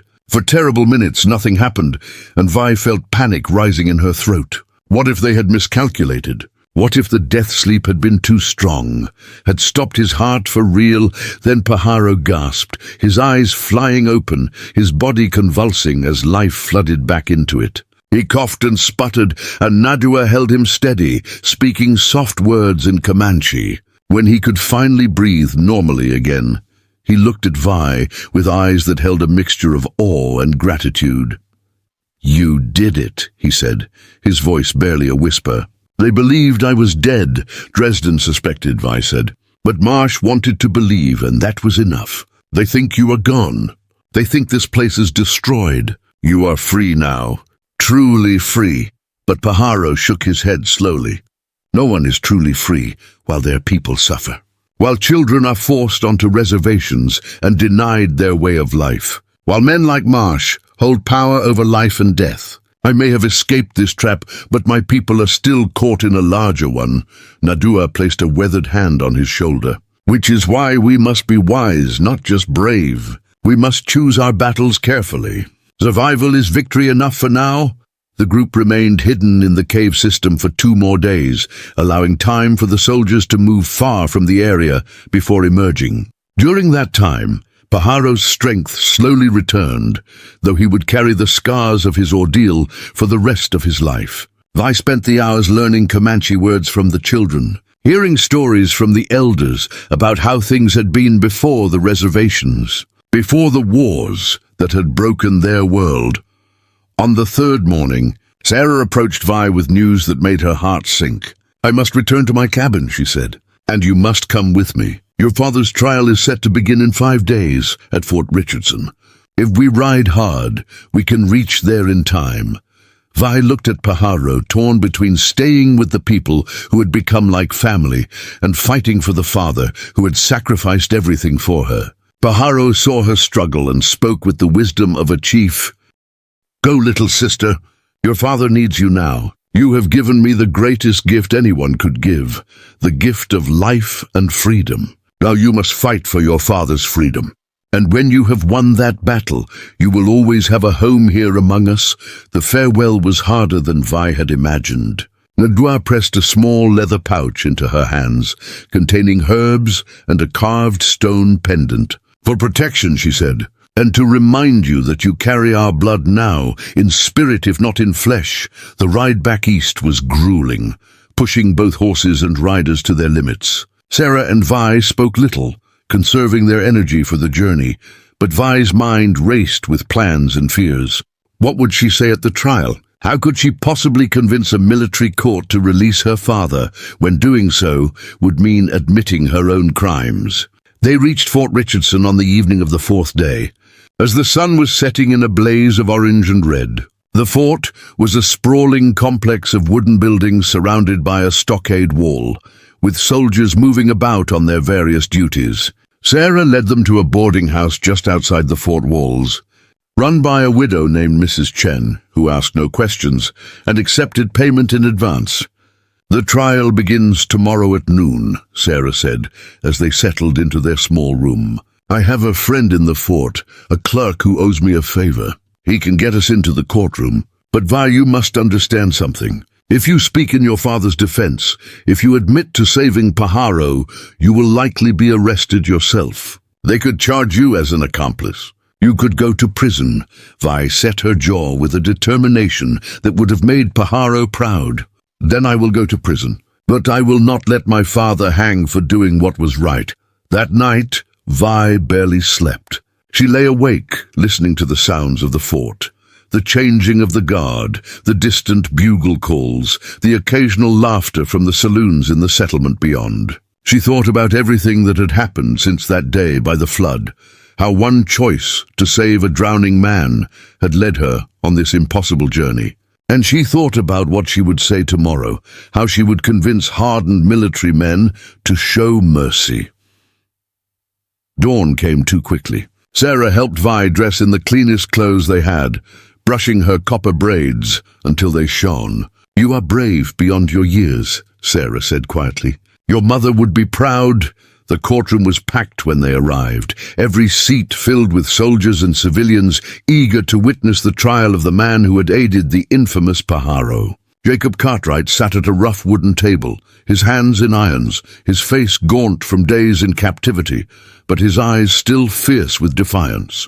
When he saw Vi enter the courtroom, his expression crumbled for just a moment, hope and fear warring on his face. The judge was Colonel Mackenzie, a stern man with grey hair and eyes like chips of flint. He called the court to order with 3 sharp raps of his gavel, and the trial began. The prosecution laid out their case methodically, calling witnesses who testified that Jacob had been found leading soldiers away from a wounded Indian, that he had lied about his daughter's whereabouts, that he had knowingly aided a fugitive wanted for murder. Jacob's defense attorney, a young lieutenant assigned to the case, did his best but was clearly outmatched. He argued that Jacob had been trying to protect his daughter, that any father would have done the same. But the prosecution countered that protecting a child did not extend to abetting a dangerous criminal. As the afternoon wore on, it became clear that the verdict was a foregone conclusion. The judge would find Jacob guilty, and the sentence would be severe. Perhaps not death, but years of hard labor that would break him as surely as a rope. And then Vi stood up. The courtroom fell silent as every eye turned to her. Colonel Mackenzie frowned, his voice sharp with irritation. "Young lady, you cannot simply interrupt these proceedings." But Vi's voice cut through the silence, clear and strong despite her fear. "My name is Violet Cartwright, and I am the reason my father is on trial. Everything he did to protect me, because I am the one who saved Pajaro. I am the one who pulled him from the Red River. I am the one who hid him and cared for him. My father is innocent. If anyone should be punished, it is me." The courtroom erupted in shocked murmurs. Mackenzie's gavel cracked repeatedly, calling for order. When silence finally returned, he looked at Vi with an expression she could not quite read. "You are claiming responsibility for harboring a fugitive?" "A 9-year-old child." "I am 9 years old," Vi said, her voice steady despite her trembling legs. "But I knew what I was doing. I saw a man drowning and I saved him because it was the right thing to do. Because he was human and he deserved to live. That is not a crime. That is what my mother taught me. That is what my father taught me. And I would do it again." Marsh was on his feet immediately, his face purple with rage. "This is an obvious ploy. The child has been coached." But Mackenzie held up his hand for silence, his eyes never leaving Vi's face. "Tell me, Miss Cartwright, if you saved this Indian as you claim, where is he now?" Vi met his gaze without flinching. "Dead, sir. He died in the Wichita Mountains 3 days ago. Captain Dresden was there. He can confirm it." Mackenzie turned to Dresden, who had been sitting in the gallery. The captain stood reluctantly. "It is true, sir. We found Pajaro's body in a canyon hideout. He was dead from his wounds." The judge was silent for a long moment, studying Vi with those flint-hard eyes. Then he spoke, his voice measured and thoughtful. "Miss Cartwright, you have either extraordinary courage or extraordinary foolishness. Perhaps both. You admit to a serious crime, one that would normally carry severe penalties. But you are a child, and the man you claim to have saved is dead. Justice has been served, albeit not in the manner we intended. He turned to Jacob. Mr. Cartwright, your daughter has made a compelling case that you acted solely to protect her. And while I cannot condone lying to military authorities, I can understand a father's instinct to shield his child. Therefore, I am reducing the charges against you from treason to obstruction of justice. You will serve 60 days in the stockade and pay a fine of $50. The courtroom erupted again, some in anger, others in relief. Marsh looked like he wanted to murder someone, his hands clenched into white-knuckled fists. But Mackenzie's gavel silenced all dissent. As for you, Miss Cartwright, he continued, you will be remanded to the custody of Mrs. Sarah Blackwood until your father completes his sentence. And you will be prohibited from traveling west of the settlements without military escort. Consider yourself fortunate that the subject of your mercy is beyond earthly justice. Court is adjourned. Vi felt Sarah's arms around her, holding her as relief and exhaustion threatened to overwhelm her. Her father was not free, but he was alive, and 60 days was not forever. She had done it. Against all odds, she had saved both Pajaro and her father. As they left the courtroom, Vi caught sight of Marsh watching her with those cold snake eyes. This is not over, his expression promised. But for now, for this moment, Vi had won. The 60 days of her father's imprisonment passed like a slow-moving river, each day blending into the next, as Vi waited in Sarah's cabin by the creek. She spent her mornings helping with chores, learning the art of healing from a woman who had saved countless lives, and her afternoons sitting by the water, thinking about Pajaro and the hidden canyon where his people sheltered. Sarah never asked about the details of Vi's deception, never pressed her for information that could be dangerous to know. Instead, she taught Vi about medicines and herbs, about setting bones and treating fevers, about the delicate balance between life and death that every healer walked. But peace was not meant to last in the Texas territory of 1878, and trouble arrived on a morning that started like any other. Vi was drawing water from the well when she saw the rider approaching fast, a young Comanche boy no older than herself, his pony lathered with sweat and his face tight with fear. He spoke no English, but his gestures were clear enough. Something terrible had happened. Someone needed help, and he had come to Sarah because she was the only white person his people trusted. Sarah emerged from the cabin, took one look at the boy, and began speaking to him in Comanche. The conversation was brief but intense, and when it ended, Sarah's face had gone pale. They found the canyon, she said to Vi, a different cavalry unit, not Dresden's men. They attacked 3 days ago. Many are dead. Many more are wounded. And Pajaro is asking for you. Vi felt her heart stop. How bad is it? Bad enough that they are willing to risk sending a messenger to us, Sarah replied. We leave immediately. Gather what medical supplies you can carry. But the fort, Vi protested. If they catch us traveling west, Sarah's expression hardened with determination. Then they will have to catch us. I'm a healer, Vi. I took an oath to help those in need, regardless of who they are or what uniform they wear. And you made a promise to Pajaro, whether you spoke it aloud or not. We do not abandon those promises when they become inconvenient. They rode west within the hour, following the young messenger through country that Vi now knew better than she had 2 months ago. The boy led them on paths that avoided settlements and patrol routes, moving with the confidence of someone who had spent his whole life evading enemies. They traveled through the night, stopping only briefly to rest the horses, and by the second dawn they were climbing into the Wichita Mountains. The devastation at Medicine Canyon was worse than Vi had imagined. The army had found the hidden sanctuary, perhaps through betrayal or simply through persistent searching, and they had come with overwhelming force. The wickiups that had been so carefully rebuilt after the deception were now truly destroyed, torn apart by rifle fire and burned to ash. Bodies lay where they had fallen, warriors who had fought to protect their families, and the earth was dark with blood that the recent rains had not yet washed away. The survivors had taken refuge in the cave system behind the waterfall. the same place where Paharo had been revived from his death sleep. Vi and Sarah entered the caves to find a scene of suffering that would haunt Vi's dreams for years to come.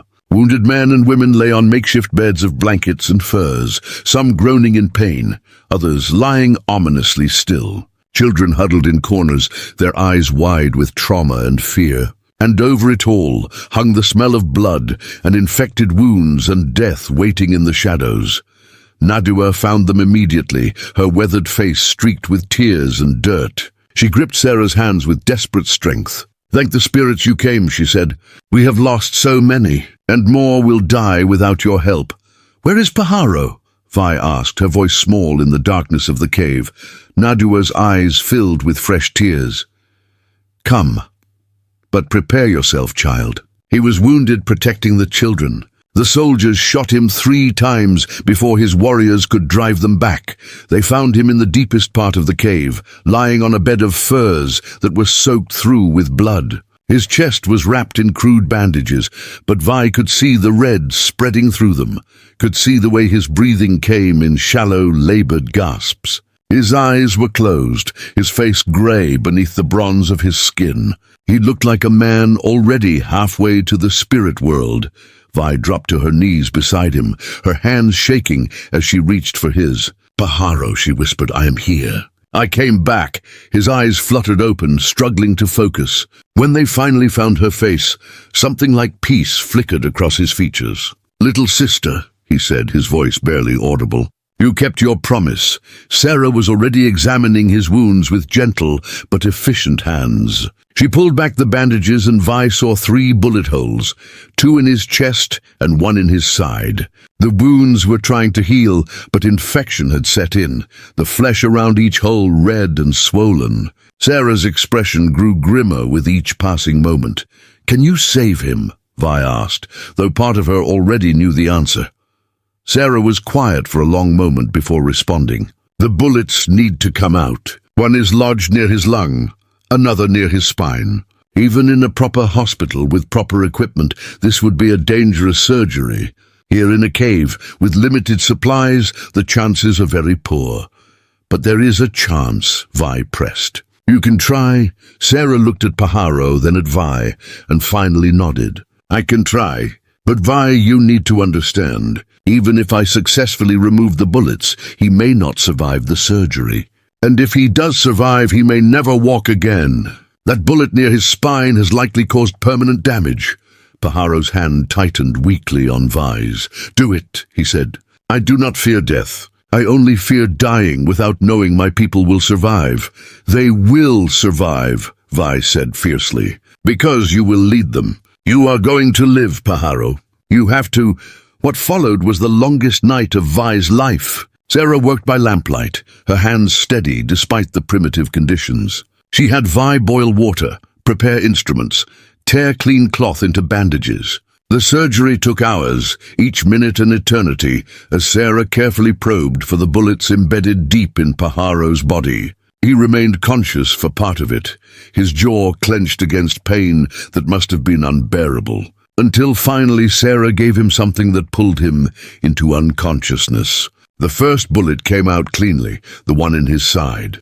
The second required more time, more careful work as Sarah navigated around the lung. But it was the third bullet, the one near his spine, that tested every bit of her skill and courage. We held Paharo's hand and prayed to gods she was not sure she believed in, bargaining with the universe for one more miracle. When Sarah finally held up the third bullet, her hands were trembling with exhaustion and relief. "I have them all," she said. "But now comes the dangerous part: infection, blood loss, shock. Any one of these could still kill him."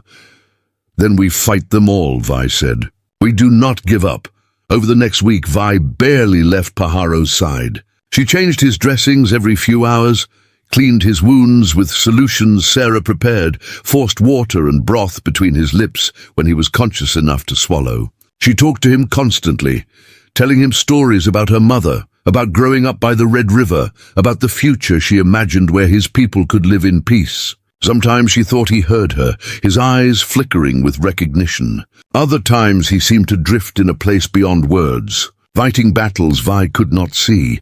Other survivors needed care too. And Vi found herself becoming Sarah's assistant in truth, learning through desperate necessity how to stitch wounds and set broken bones and comfort the dying. The children especially clung to her, this white girl who had proven she could be trusted, who had saved their chief and come back when they needed her most. She learned their names, played games with them when there was time, held them when they cried for parents who would never return.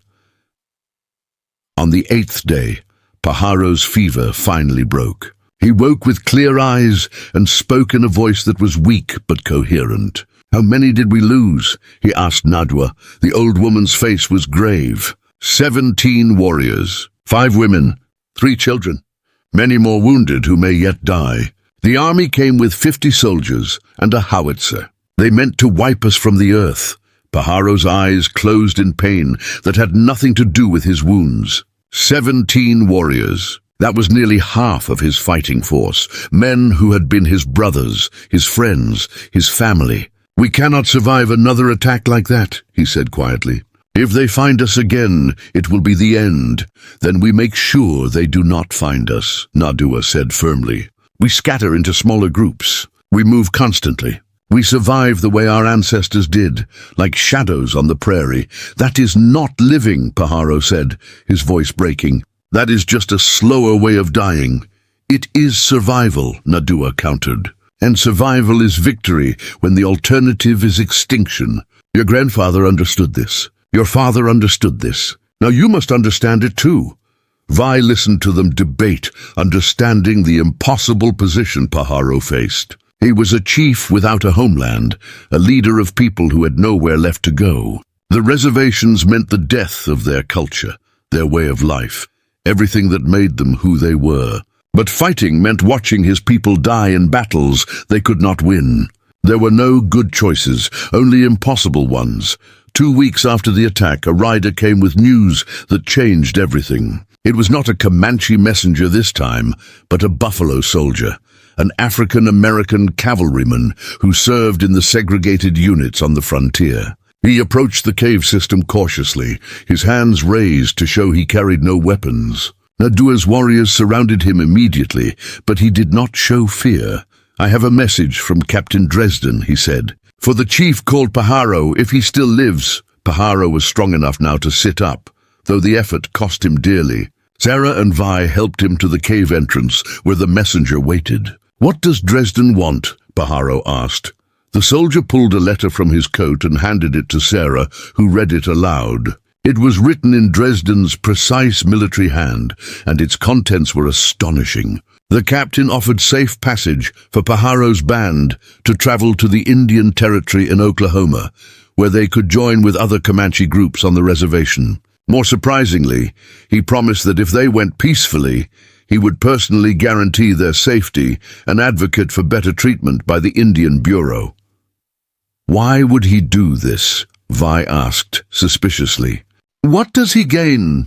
The messenger spoke carefully. "Captain Dresden is a soldier, but he is not a butcher. He saw what happened at your canyon. He has a report saying that women and children were killed, that the attack was excessive. It troubles his conscience. This is his way of making amends.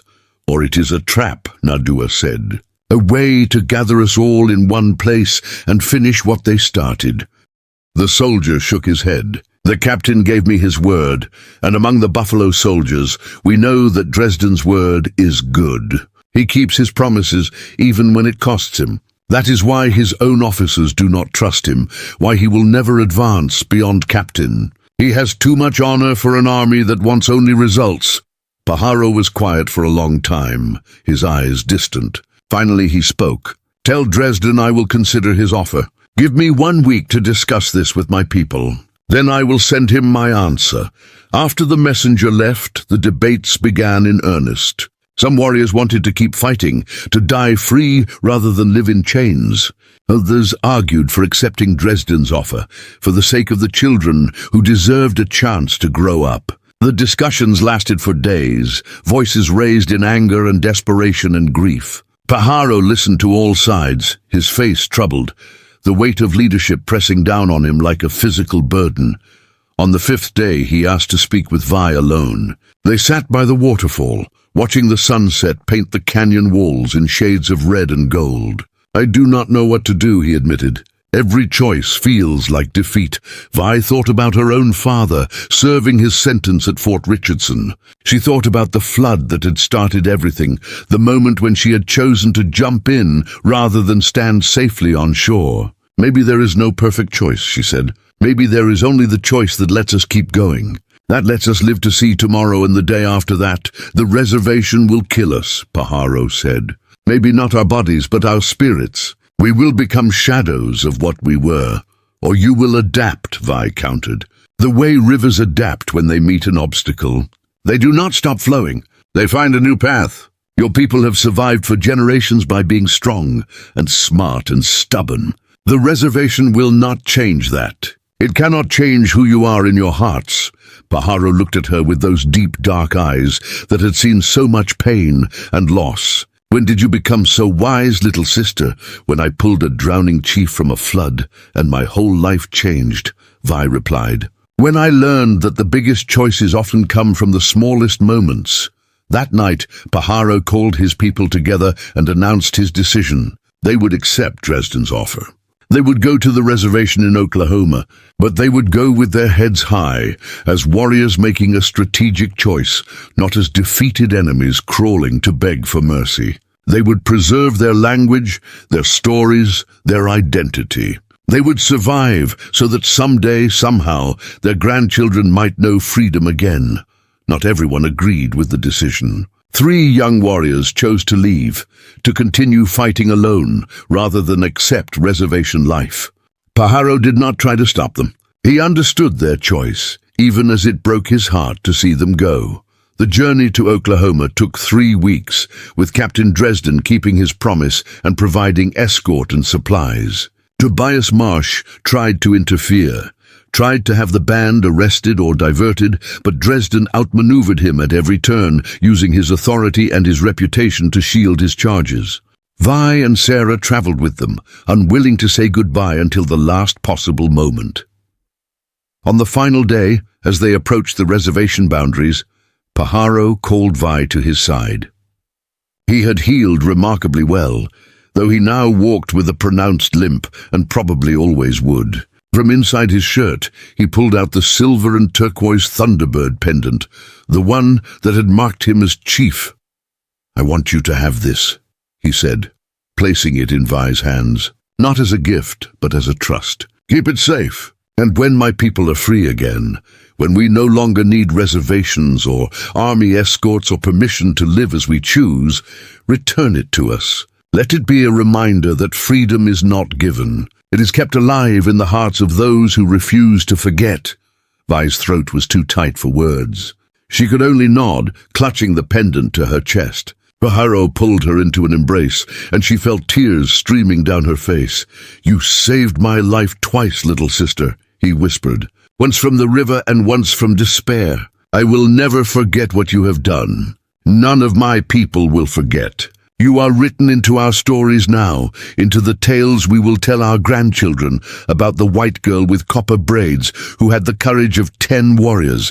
And you are written into mine," Vi managed to say. "You taught me that doing what is right matters more than doing what is easy. That sometimes the strongest thing we can do is survive." They parted there at the edge of the reservation, with promises to meet again and hopes that felt fragile as spiderwebs. Vi watched as Pajaro and his people crossed the boundary line, watched as they disappeared into their new reality. She clutched the Thunderbird pendant and made a silent vow that she would keep it safe, that she would remember, that she would tell this story so it would never be forgotten. Sarah took Vi back to Fort Richardson, where her father had just completed his sentence.